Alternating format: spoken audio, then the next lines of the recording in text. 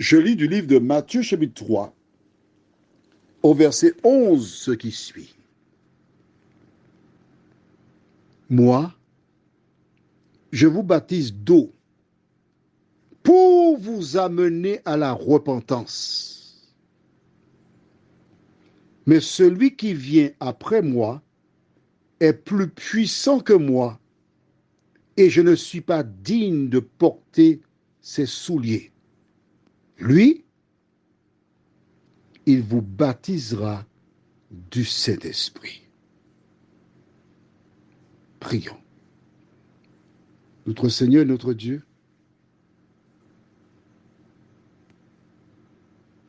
nous sommes heureux de revenir vers toi en ce matin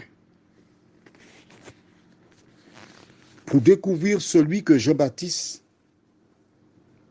introduit à ses auditeurs. Que le Saint-Esprit nous éclaire dans la compréhension et nous fasse du bien. Au nom de Jésus pour ta gloire éternelle. Amen. Ok, rappelle-toi, on va lire dans le même chapitre au verset 2. Voilà ce que dit Jean-Baptiste. Je t'ai déjà dit, il faut ouvrir ta Bible pendant que tu écoutes. Verset 2. Repentez-vous, car le royaume des cieux est proche. C'est ce que les gens entendaient. Ils partageaient l'information. Et des gens sortaient de Jérusalem, des communes avoisinantes, de la Judée, pour venir écouter ce puissant prédicateur. Si puissant que les pharisiens, les sadducéens, beaucoup d'entre eux venaient eux aussi afin d'être baptisés. Mais le verset du jour, verset 11 que nous venons de lire, déclare, il dit, moi, je vous baptise d'eau pour vous amener à la repentance. Mais au verset 2, il a dit, repentez-vous, car le royaume des cieux est proche. Et il baptisait les gens après. Et comment peut-il dire pour vous amener à la repentance? Ah, bonne question. Alors qu'il avait demandé aux gens de se repentir pour être baptisés. La repentance dont il est question,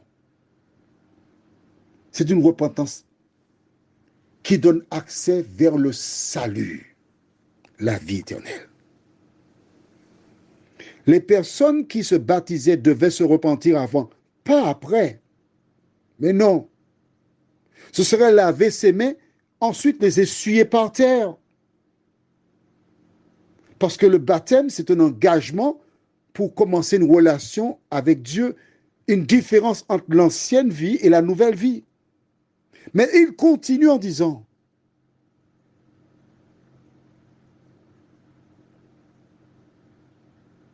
mais celui qui vient après moi est plus puissant que moi. Alors si lui, il draine des personnes de Jérusalem, des pharisiens, des sadducéens, il annonce qu'il y a une personne plus puissante encore que lui qui va venir. Et lui, il baptisera du Saint-Esprit.